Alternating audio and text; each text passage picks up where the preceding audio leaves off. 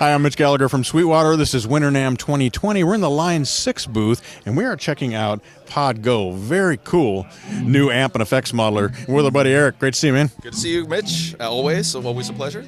Indeed. And so I had a chance to check this out before, but give us the rundown. What are we looking at here? Oh, yeah. So this is the first all-new pod design in almost 10 years. So if you think way back to the original Bean Pod from 98, 99, and you think about its immediacy and its ease of use and its portability, over the years, towards we start getting to 2010, pod became something different. It became synonymous with our flagship processor. And then when we pivoted to Helix LT, and the whole Helix family, which has been wildly successful. We're super happy with that. When we thought about what we wanted to do with pod next, it didn't make sense to try to do another HD 500. So we went back and we looked at the original pod, and we're like, what's magical about this? And it came down to the immediacy, the ease of use, and the portability. And we wanted to capture that, but we didn't want to lose any of the mojo that we had built, with all of our Helix and HX lines. And so we didn't want to skimp on the sound quality at all, so we wanted to make sure that it incorporated HX models, so all of the effects and amps from Helix, and we got all but 3 effects. But we wanted to strip away a lot of the things that made the Helix and HX processors really powerful, power user, tweaky, super uber flexible, and really just distill it down to something that was really approachable, really fun, and really easy to use. Awesome. Well, I think you guys succeeded. Like I said, I had a chance to actually sit down with this and do a run-through with it. And what I love about it is just, I didn't have to crack a manual. I didn't have a manual because it was a pre-production unit, and I had no trouble. I'm still working on it. Right. But I had no trouble at all with it. I was able to sit down and create sounds, call up sounds, work with moving the blocks around, editing all the parameters, everything. Super easy to use. So I think that's a real testament to how player-friendly this is going to be. Yeah.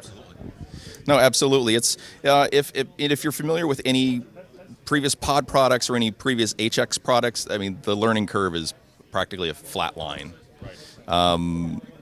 Colored, everything's color coded, everything's friendly.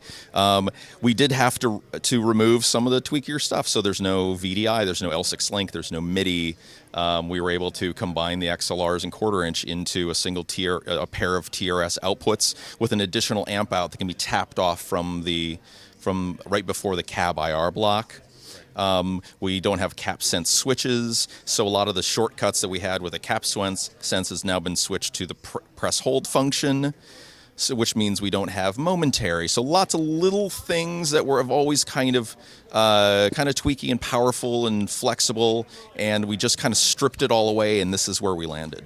But I think if you're not a Helix user, you're not going to know about that anyway. It's not like any of those things are a big deal here, because this is still, again, this is a modeler that you put on the floor, you plug into it, and you start making sounds. It's a player's piece. It's instant. It's in fact, there's no way to remove the amp and cab and wah and volume and preset EQ and effects loop block. They're always in a preset, so there's no way to get into a point where you hear nothing.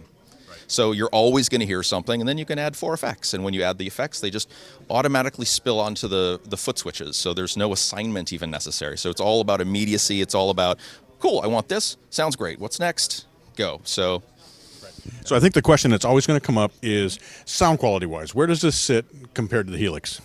As far as the actual models themselves, they are Helix. They are the same models. Okay. So there are some caveats. So there were 3 effects that didn't quite fit, so we had to remove them.